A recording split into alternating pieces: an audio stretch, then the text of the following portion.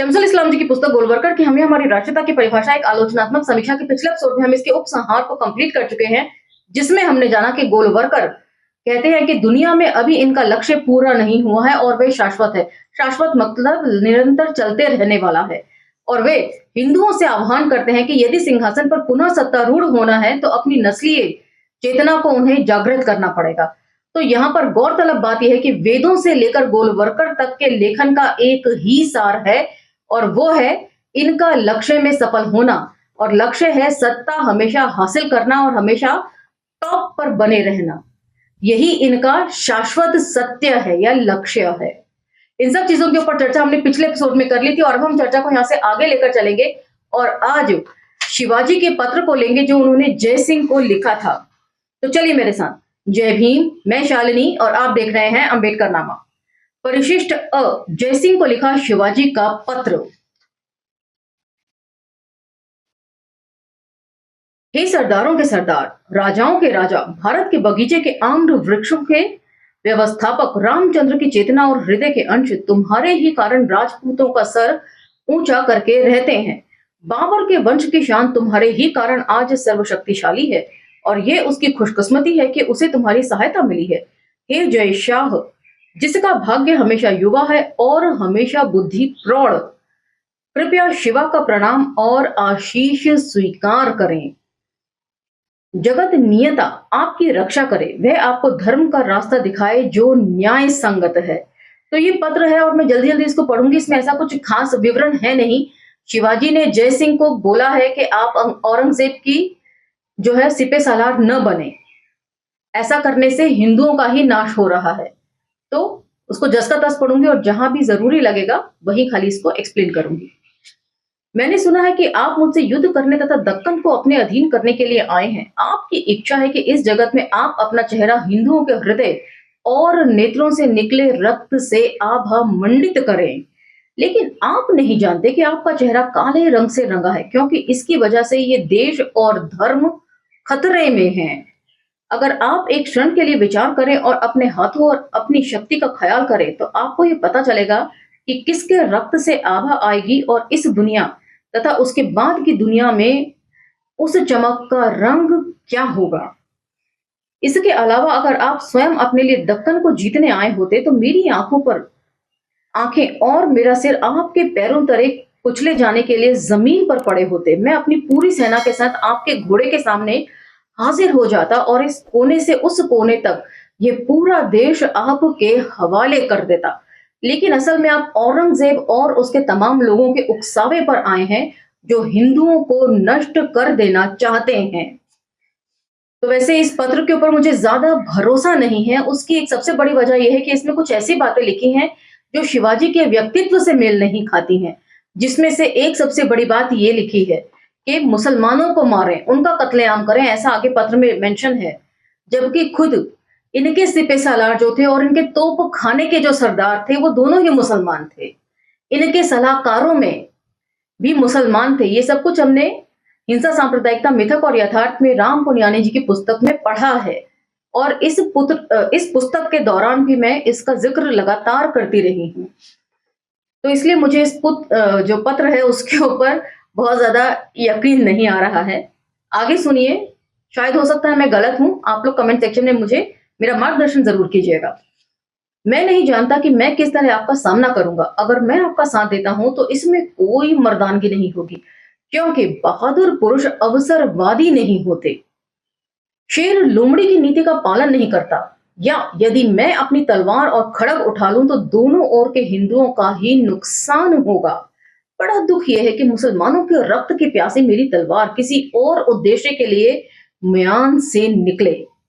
यदि तुर्क ये युद्ध लड़ने आए होते तो वास्तव में शिकार खुद इस शेर के सामने आ गया होता, क्योंकि वे मनुष्य के वेश में राक्षस हैं जिनमें न तो कोई न्याय है और न धर्म, और वे पापी हैं।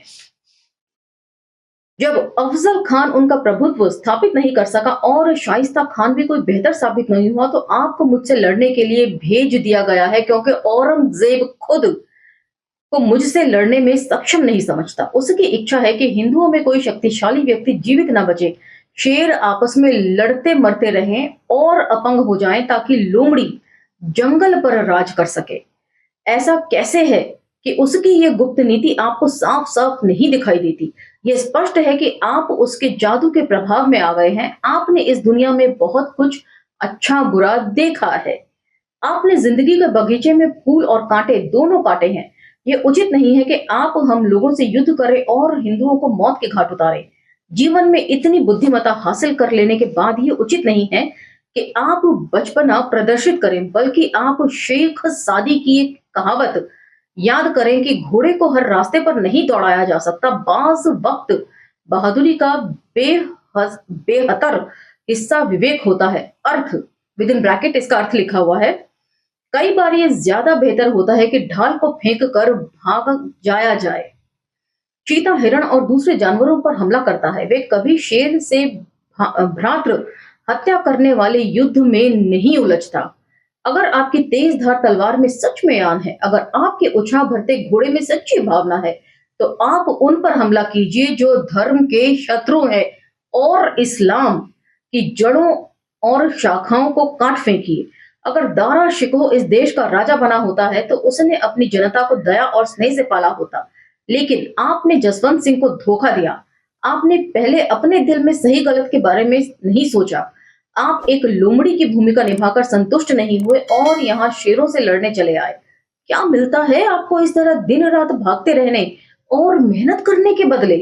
आपकी इच्छाएं आपको उस मृग मरीचिका की तरफ ले जाती रही हैं, जहां तक कि आप उस कमीने जीव की तरह हैं जो अपनी भरपूर कोशिश करके एक सुंदर नवयौवना पर कब्जा करता है, लेकिन सौंदर्य के बगीचे के उस सुंदर फूल को खुद चखने की जगह वे अपने शत्रु को सौंप देता है। तो मुझे नहीं लगता कि ये शिवाजी महाराज ने लिखा हुआ पत्र होगा, क्योंकि ये सारी बातें उनके व्यक्तित्व से मेल नहीं खा रही हैं। औरतों का वे जितना सम्मान करते थे, औरत को लेकर इस तरह की बात वे हरगिज नहीं कर सकते। औरत पर जबरदस्ती जो है काबू करने की कोशिश करने का मतलब है उसकी इज्जत को तार-तार करने की कोशिश करना, और शिवाजी ऐसे नहीं थे। तो ये उनके व्यक्तित्व से मेल नहीं खा रहा है, इसलिए मुझे लग रहा है। हो सकता है शिवाजी ने जो पत्र लिखा हो उनके ओरिजिनल पत्र के साथ छेड़छाड़ हुई हो।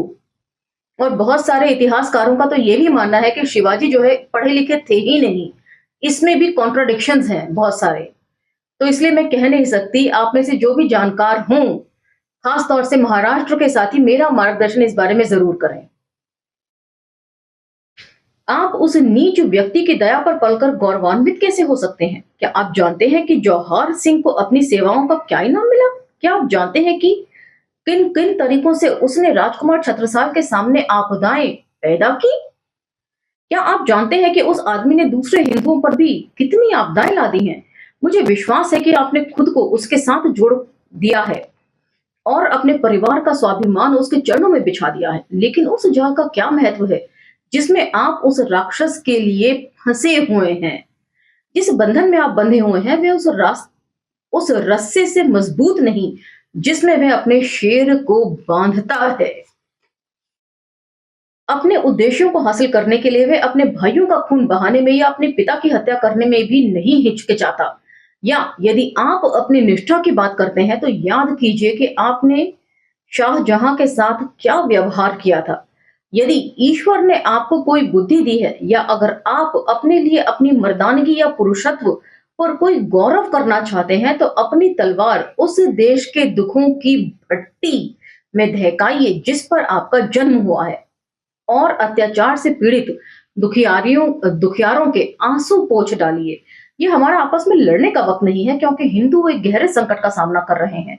उनके षड्यंत्रों की वजह से हमारे बच्चे, हमारा देश, हमारी संपत्ति, हमारा ईश्वर, हमारे पवित्र पुजारियों सबके अस्तित्व पर खतरा है और सराहनीय पीड़ा की अंतिम सीमा पार हो चुकी है।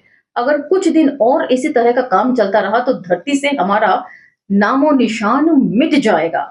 ये बड़े आश्चर्य का विषय है कि मुट्ठी भर मुसलमान इस विशाल देश पर कब्जा जमा लें।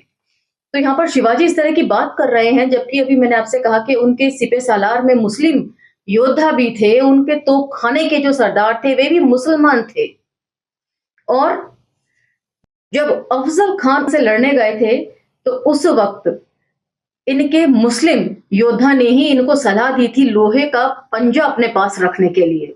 और अफजल खान की मृत्यु पर जिन्होंने इनके ऊपर हमला किया था वो एक ब्राह्मण थे, कुलकर्णी। तो इन सब चीज़ों को पढ़कर ऐसा लग नहीं रहा कि ये पत्र जो है वाक़ई शिवाजी महाराज ने ही लिखा होगा। हो सकता है उनके बिहाफ़ पर किसी और ने लिखा हो, ऐसा भी हो सकता है।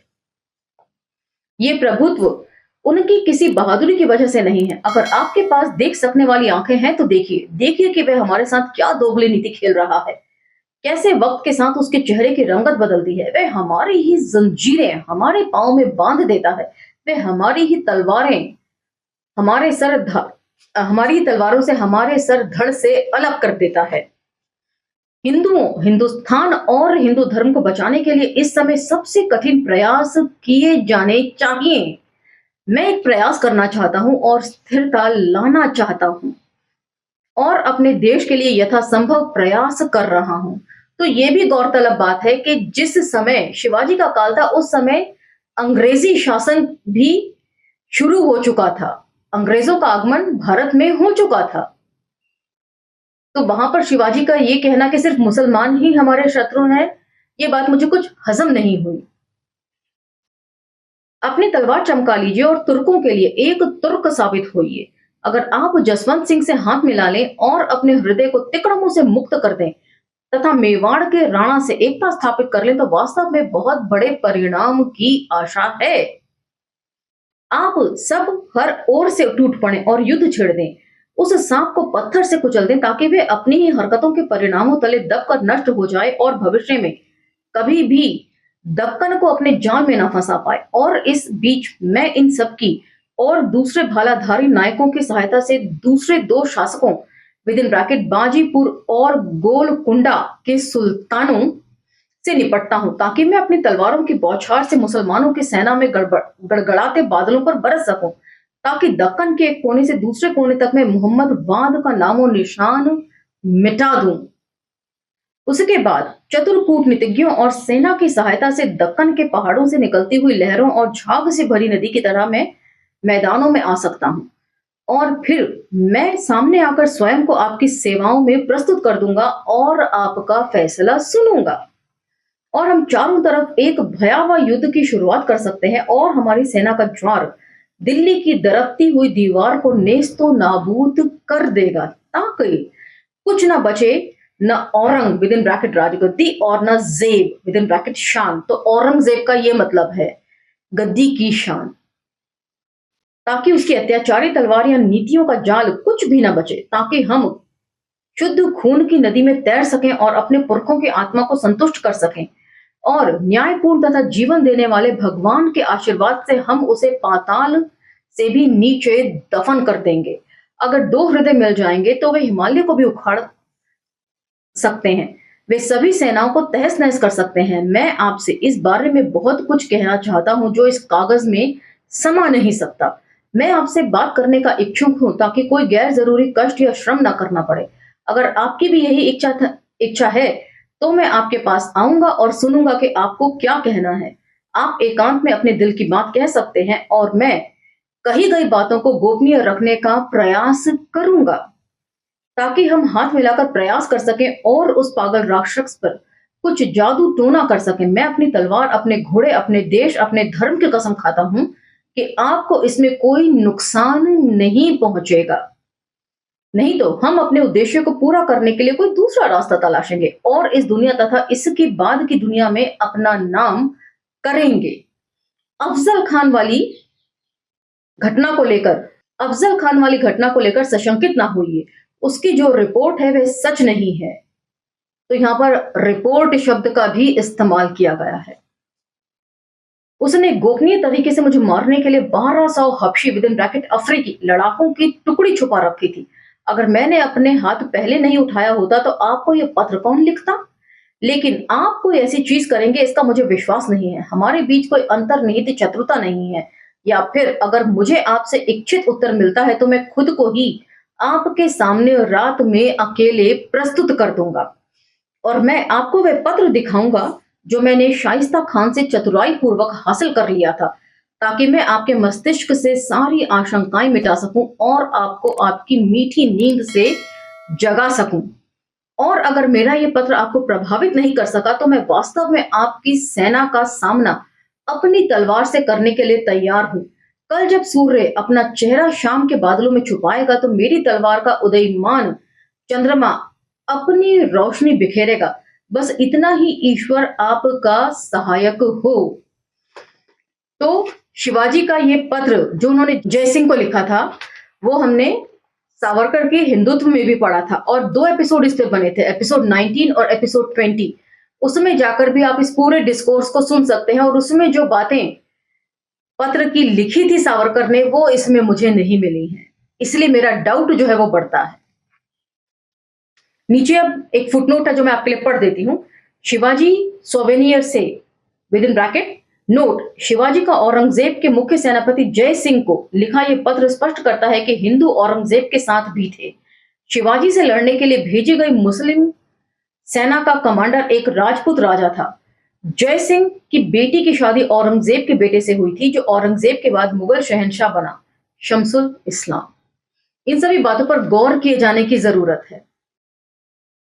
अब जरा सावरकर ने अपने हिंदुत्व में एक छोटा सा एक्सट्रैक्ट जो है वो इस पत्र का लिखा है और उस एक्सट्रैक्ट को इस पत्र से आप मैच करके देखिए, ये शब्दावली आपको कहीं दिखाई नहीं देगी। सुनिए सावरकर ने क्या लिखा है। शिवाजी ने जय सिंह को लिखा, जो किले आप चाहते हैं मैं आपको सौंप दूंगा, आपका ध्वज भी उन पर फहराऊंगा, परंतु मुसलमानों को यश न दिलाइए। मैं हिंदू हूं तथा आप राजपूत अर्थात हिंदू ही हैं। ये राज्य मूलतः हिंदुओं का ही है। हिंदू धर्म रक्षकों के सम्मुख शत बार नतमस्तक हो सकता हूं, परंतु जिस काम से हिंदू धर्म की अवमानना होती है वह मैं कदापि नहीं करूंगा। बस इतनी सी 4-5 लाइनें हैं जो यहाँ पर मेंशन कर रखी हैं। अब जो भी साथी जानकार हैं, इतिहास पढ़ने में उनकी रुचि है, वो मेरा भी मार्गदर्शन करेंगे इस मामले को लेकर। इसी के साथ आज का ये एपिसोड समाप्त होता है। मिलते हैं अगले एपिसोड में। कांग्रेस के बारे में गोलवरकर के क्या विचार हैं उसको जानेंगे। अब मुझे आज्ञा दीजिए। जय भीम, धन्यवाद।